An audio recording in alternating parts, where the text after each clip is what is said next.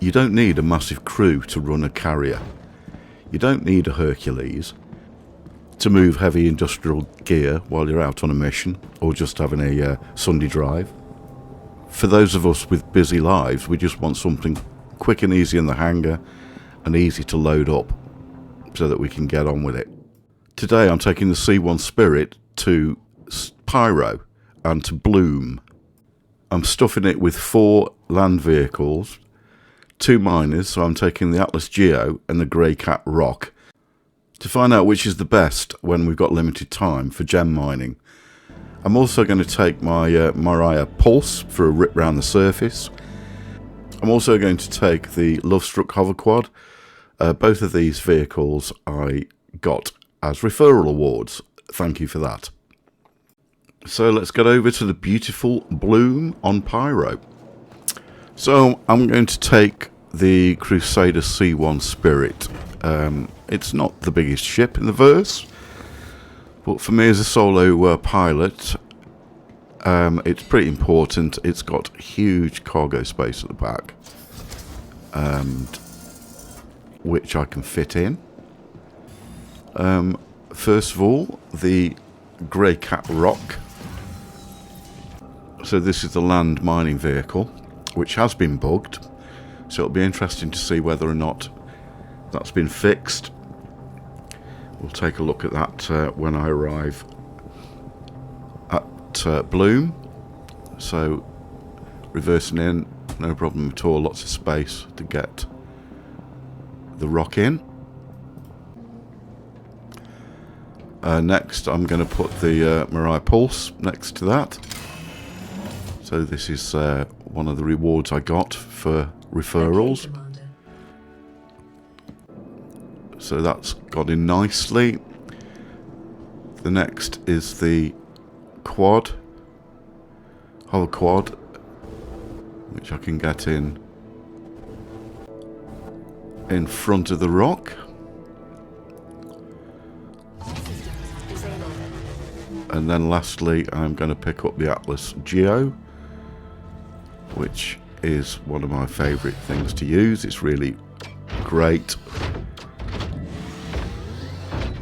Nice animation there of it starting up, but to be walking up the ramp into the back of the Crusader.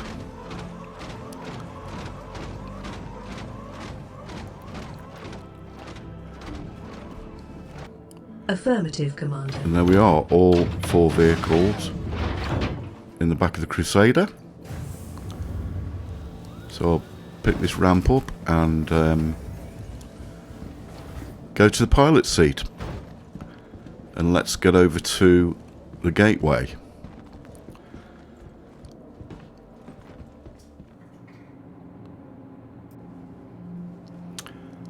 So pulling out my loaded C1 Spirit out of Area 18, just going to take this up into the atmosphere.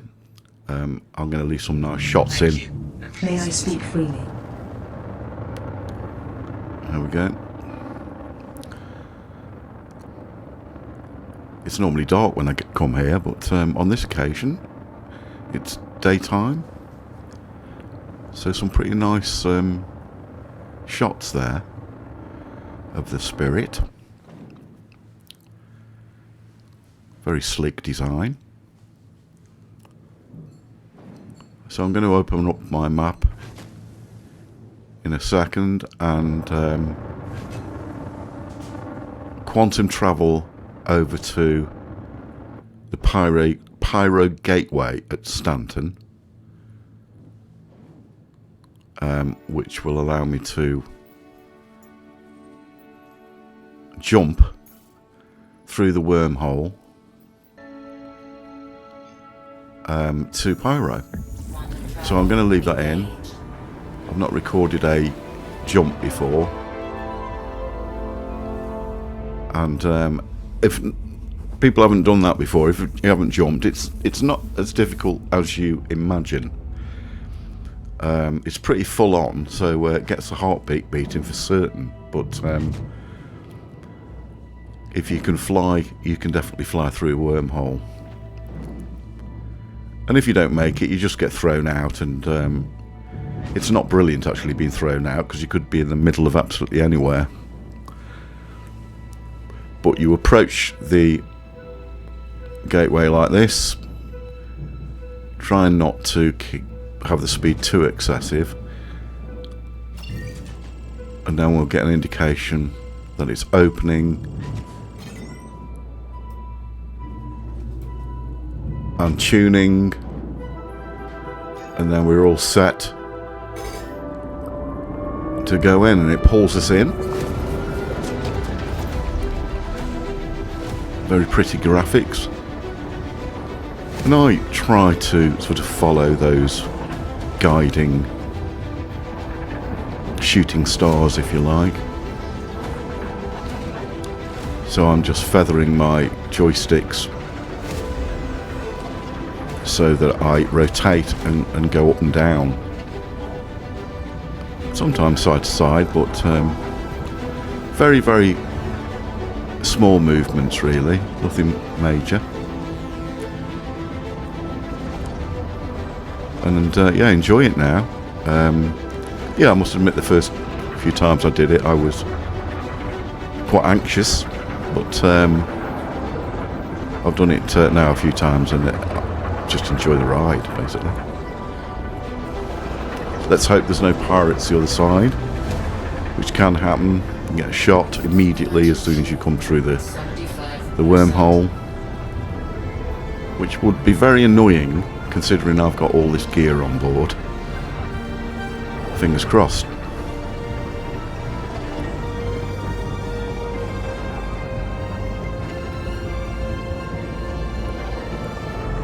There we are, we're coming to the end. And into Pyro, which obviously is a completely different mood. And here's a shot just to show what Pyro looks like at this stage. This part of Pyro. Now I'm going to go over to Bloom, which is a beautiful planet. You'll see in a bit. So I'm going to bring my map up again shortly. Choose Bloom and set up the route. Now I know that the C1 actually does have a lot of capacity for fuel, so I'm not going to refuel at this point, the Quantum, because I know that I can get over there. So I've just cut this, and here's arriving at Bloom, which has, you'll see, similar clouds to Earth with blue skies, but with quite a different terrain, or should I say the rock formations and the colours, and it's pretty stunning. I've got the the clouds here on photorealistic, which reduces the FPS quite considerably, but it looks good. You see, I'm just going to enter this, well, there's a name for those type of clouds.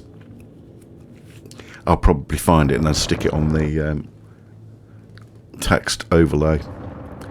Yeah, going deep and dark into the clouds towards the surface.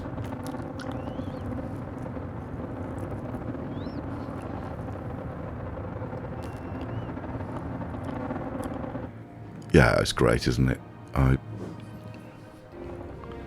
And here's the surface of Bloom, and yeah, it looks spectacular with the grey clouds above and the yellowy orange hue with the black rocks.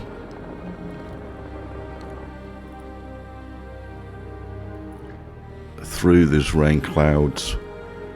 And what I'm going to do, I'm going to start scanning so that I just want a deposit of gems.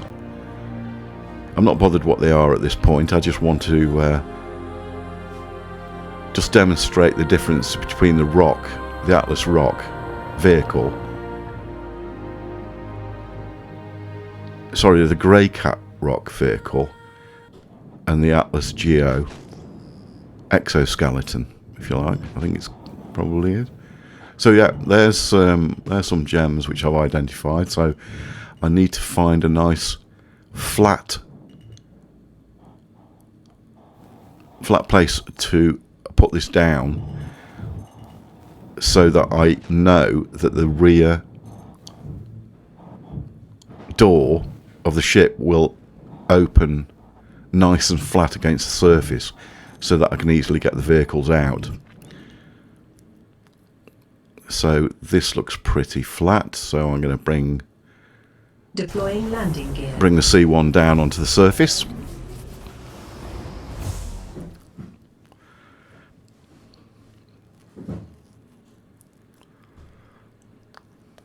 I think you'll agree it all looks pretty cool on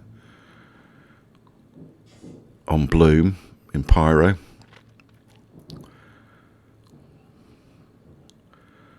There we go. Nice soft landing. I just took that steady, making sure that I didn't hit any rocks, and that I can definitely get the yeah, having a look, I know that will be good for getting the rear door down.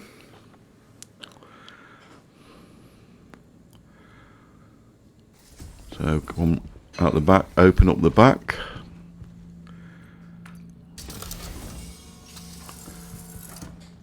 And let's get these out.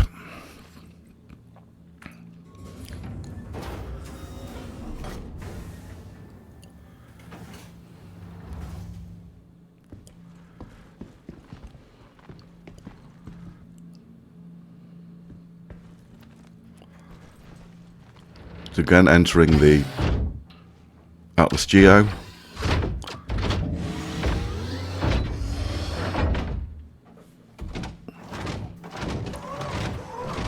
Walk this down the ramp.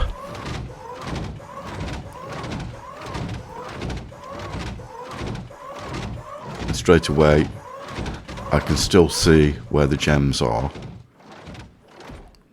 The Geo being a miner with a scanner.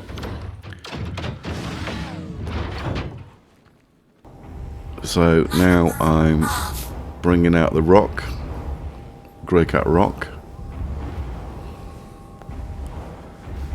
and we'll take this over to where the gems are. Oh, so a quick tip: if it's not scanning, go into management and make sure that you have power to the radar, which mine didn't, so I couldn't see them straight away. So I remedied that by putting power to the radar in the management. Right, okay, so the surface isn't too bad. There are some huge rocks which obviously you can't get over, so I'm choosing a route through, as you can see, and closing in on the gems. I can set it into fracture mode, and now this is the issue. Now you see the crosshair in the middle. You'd think that the crosshair and the laser would go to exactly the same spot, but you can see there that the crosshair isn't, or should I say the laser is hitting the gem rock that needs to be fractured, but the crosshair isn't, and you need the crosshair on a rock in order to get up the information on the screen to assist you basically to fracture it. But I have found a workaround. So this is showing you it not working, and this has been the issue for quite a while now, even though they did say that it was going to be fixed in 4.6. It still isn't. Power critical. So on this occasion what I've done is just feather it, and I'm just guessing really, which isn't brilliant because I've got no indication on whether or not it's actually going to explode or not. But as you see, it will fracture in a second with me just switching it on and off and sort of hoping. There we go. So now I'm going to change to extraction mode by pressing Alt and click on the mouse, and now with extraction mode it just pulls all the gems into the container at the back. Now I'm going to reposition myself here, and what I managed to do is, through the right distance away from the rock, I was able to get the crosshair on the rock just in the corner, and also get the laser onto it. As you can see, a little bit of messing about, but there we go. I've now got the information I need on the right hand side, and I can successfully fracture this as is supposed to happen, basically. So you get it into the green like that, and keep it in the green, and don't overcharge it by bringing the power down, power of the laser down, to maintain that it's in the green, and then you'll get a successful fracture without damaging the vehicle. And then once that's fractured,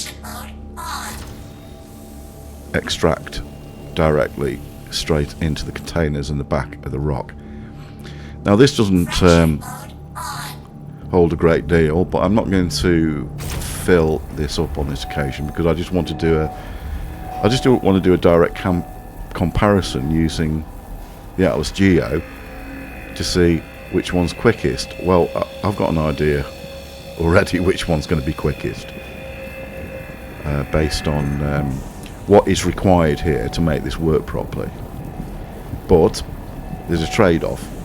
You can fit a lot more in the rock than you can in the Geo, but you can buy different, or you can buy spare containers for the rock, and you can buy spare containers for the Geo, and then you can get them off the back and then load another container inside the ship. So you could spend hours here basically going backwards and forwards with smaller containers, and then filling up containers in the back of the ship. And I've watched a few videos where people do that, and they can make hundreds and hundreds of thousands.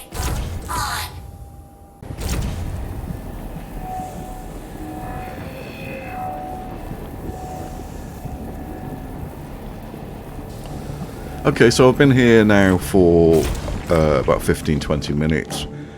So I'm going to extract this one, and then I'm going to take the rock back and pick up the Geo and come back and try it out with that. So re-entering the Atlas Geo, and I'll just show you here how you can use the thrusts to jump, which is great. It saves quite a bit of... you don't have to walk everywhere, basically. There we go. Now I've just set that up on my space bar. I think that's standard anyway, it's on the space bar to jump.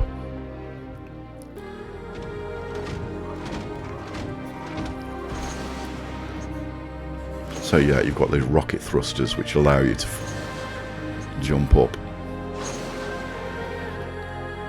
And I just feather it there so that I can get more distance.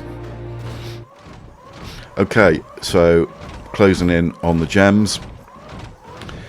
My mining mode is already on, so I'm on fracture mode, and straight away obviously everything's lining up exactly as it should be. So when I hit that, it's exactly where the crosshair is, so I've got the information I need on the right hand side. And yeah, very quickly I'm into the green. Control that really nicely. Just bring the power down slightly. In fact, I've just switched it off there, obviously. Just add a bit more power back in. And again, that's it. It's going to go soon. There we go. And now quickly over to extraction mode and bang in. And that's a lot quicker, obviously. Now, I suppose the drawback is the cargo hold on this little Geo isn't big, so we'll fill this up very, very quickly. I mean, already it's at 2.4, so I'll just I'll leave this in so you can get an idea of how quickly you can fill this.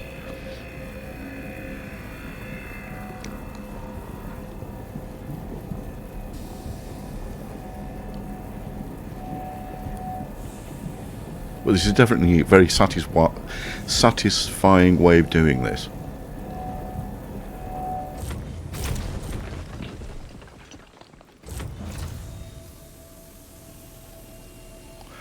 I'll definitely be coming back for more. I'm going to buy some containers for this, a bigger container, identify the best gems to mine for, and have a long mining session and see how much money I can actually, how much AUEC I can actually make. I will time it and I'll give that kind of information out on the channel. For anybody who's new, please consider subscribing, comment. The channel is really taking off, and there's obviously quite a big interest with older and new gamers, which is great. And I'm obviously really, I am enjoying creating these videos to help people out and illustrate how beautiful Star Citizen is.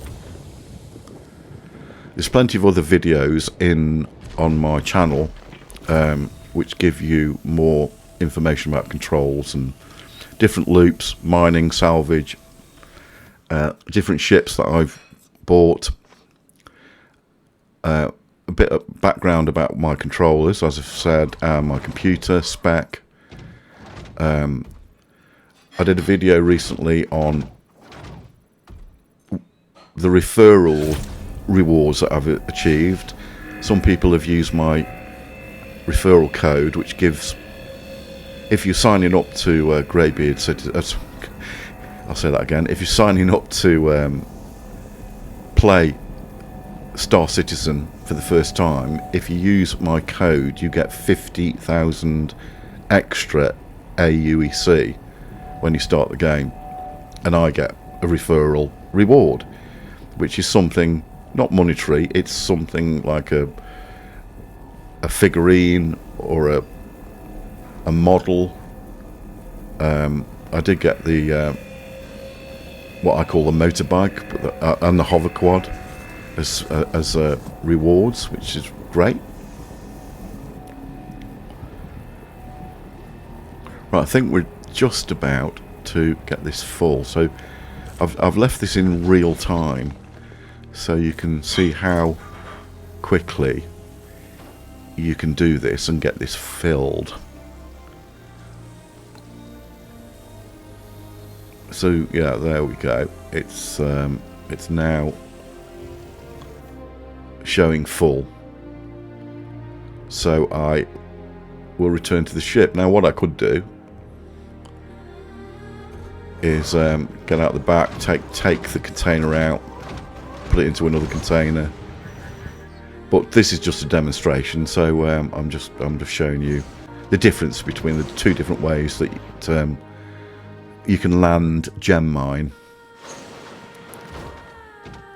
and also try to make it look as nice as possible on this beautiful planet, which is Bloom on Pyro.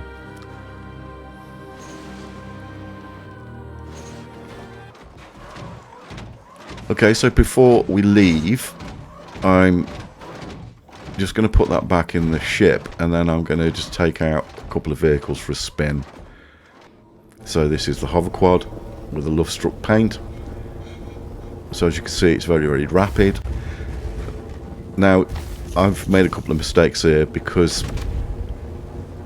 you can get some more height, but I've stayed relatively close to the ground, and I've hit a few rocks, and it damages the Hoverquad very, very quickly like that. Bang. And you'll see in a minute that